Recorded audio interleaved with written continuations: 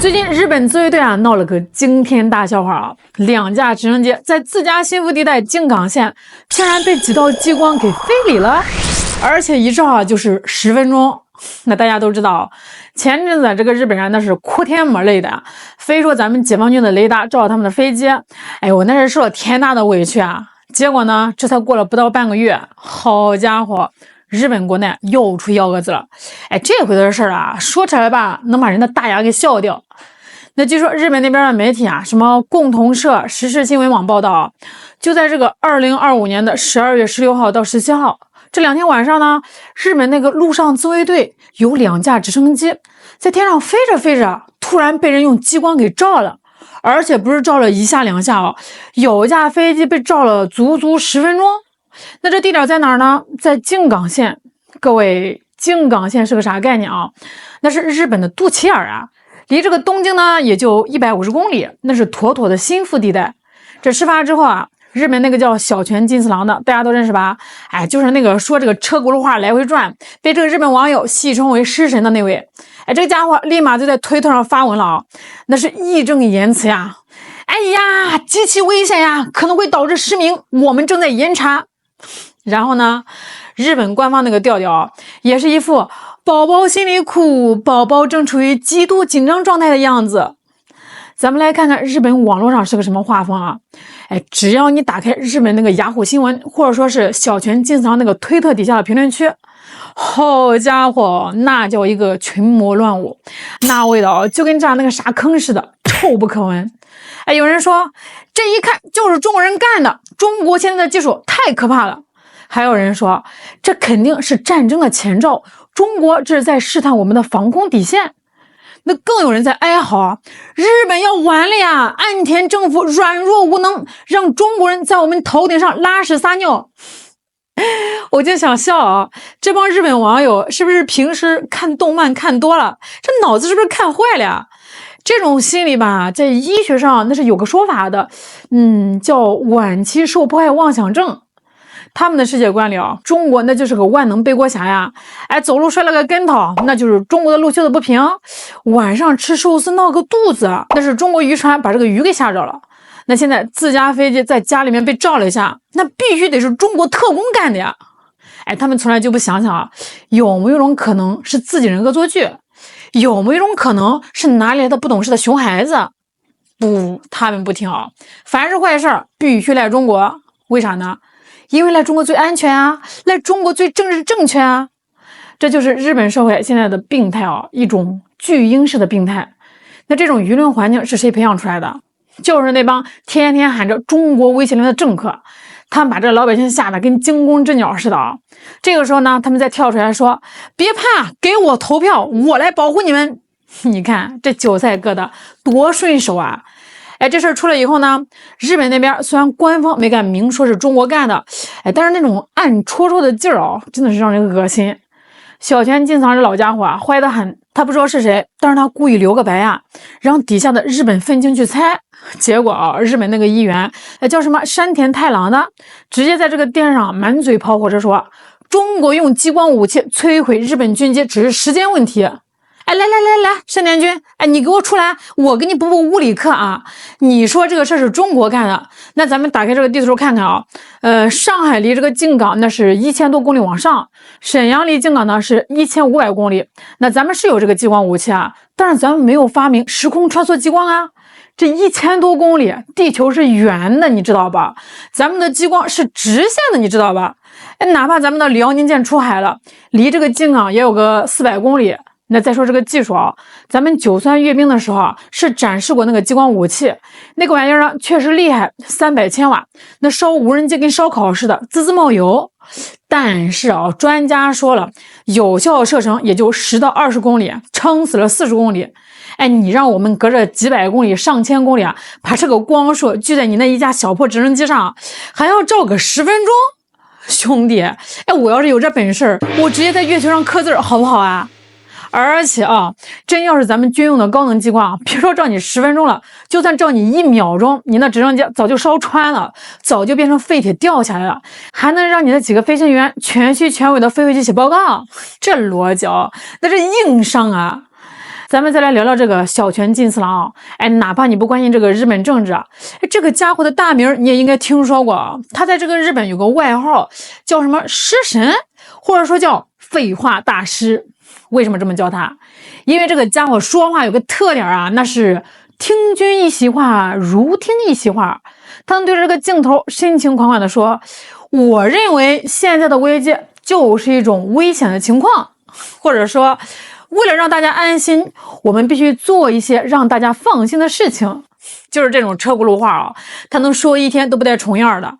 那现在这么个只会耍嘴皮子，只会摆造型拍写真的花花公子，居然当了日本的防卫相，掌管日本的军事大权呀！这次激光照射事件，那本来作为一个负责任的防卫相，第一时间应该是安抚民众，说明情况，比如说正在调查，大家不要恐慌。结果这个小泉呢，他是嫌事不够大啊，他就是故意在那边煽风点火呀，故意在那边用那种模棱两可的词儿，引导大家往这个恐怖袭击上想，往这个中国身上想啊。他这是在干什么？他这是在刷存在感啊，他是想表现出一种我很强硬，我很关注国家安全的人设，好为他以后竞选首相铺路。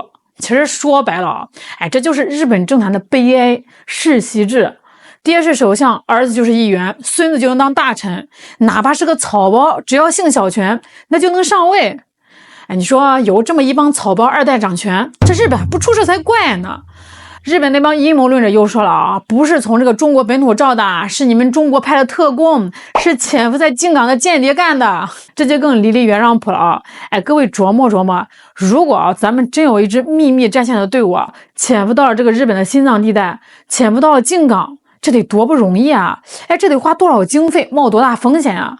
那结果呢？这帮特工好不容易潜伏下来了，任务是啥？难道是同志们，今晚的任务很艰巨啊！我们要拿着拼多多上9块9包邮的激光笔去晃那个自卫队的眼睛，晃他个10分钟，这不是神经病吗？这不是逗猫吗？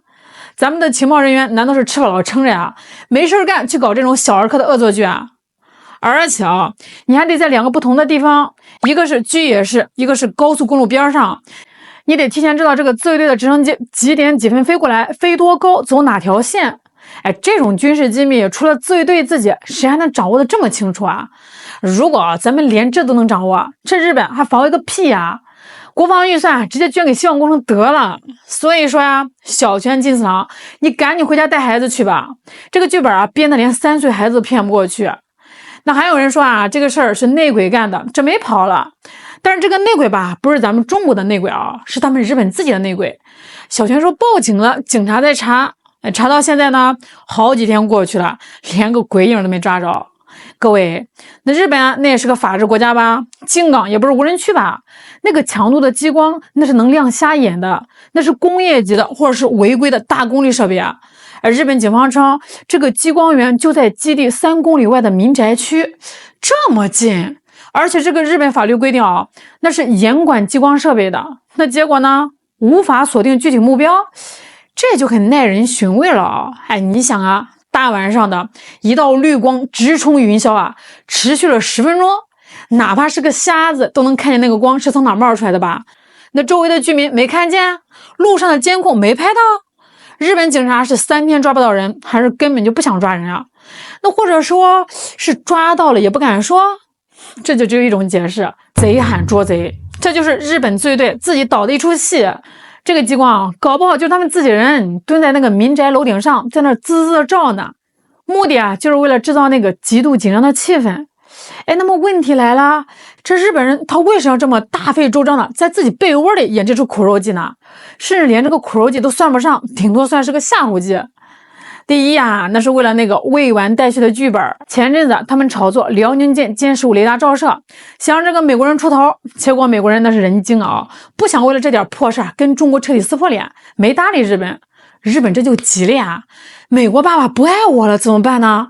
我得证明我真的很危险，我得证明中国真的欺负到我头上了。于是呢，这个戏就演到家里来了，意思就是喊话给美国听爸爸你看，美国人都到我家里来了，你还不给点钱，还不给点枪，这就叫绿茶求关注。这第二呢，转移视线，尤其是那个米价啊，大家可能不知道，日本最近那个米价涨的老百姓啊都快吃不起饭了，经济是一塌糊涂。这个岸田虽然下去了，但是这个烂摊子还在啊，老百姓是一肚子怨气，怎么办呢？树立一个外部敌人，大家别管这个米价了啊！你看这个中国多吓人啊！咱们得团结，咱们得买导弹。这一招啊，叫围魏救赵，是他们政客的惯用伎俩。还有这第三，也是最阴险的，为了高市早苗那帮人的野心，高市早苗这帮右翼啊，天天想着修宪，天天想让这个自卫队啊变成真正的军队，甚至想要核武器。那怎么才能让这个老百姓同意呢？那就得吓唬吓唬老百姓啊！就搞了这出狼来的把戏。哎，这个套路啊，咱们中国人太熟了啊。1934年，日本驻南京外交官藏本英明失踪案，这日本人说是中国人绑架的，要搜查南京。结果呢，那个家伙啊，是因为这个工作压力大，自己躲到紫金山看星星去了。还有这1937年7·7事变，那个该死的志村菊次郎拉屎去了，日本人非说是失踪了，要进宛平城搜查。这历史呢，总是惊人的相似啊！现在的日本当局啊，虽然不敢直接派兵搜查了，但是这说如果你不能证明你没干，那就是你干的流氓逻辑啊，是一点都没变。日本人在国内都要搞得这么紧张兮兮，说明他们是真的心虚啊！他们心虚这个历史的罪责，心虚现在的衰弱，心虚中国的强大，所以呢，只能用这种下三滥的手段来给自己壮胆啊！咱们送给日本一句话啊，既然高市早苗这帮军国主义余孽想走老路啊，那你们就走走看。你们要是真的想找借口搞事儿，那等待你们的绝对是彻底的清算。至于那个什么激光照射，哼，咱们要是真出手，那绝对是从太空往下照，给你照个透心凉，还轮得到你在这个推特上发牢骚。好啦，今天就聊到这儿了，大家觉得日本这次演的咋样呢？评论区聊聊哦。我是小兰，我们下期再见。